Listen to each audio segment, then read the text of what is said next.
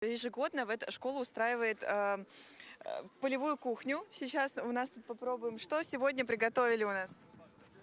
Что сегодня? А почему вот именно выбрали гречневую кашу и чай традиционно, да? Это она скажет.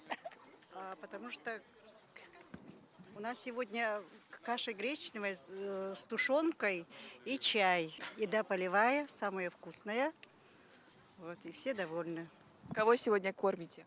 Всех, кто участников нашего сегодняшнего праздника, вот всех желающих. Вот стоим, всех угощаем, потому что это военно-полевая кухня.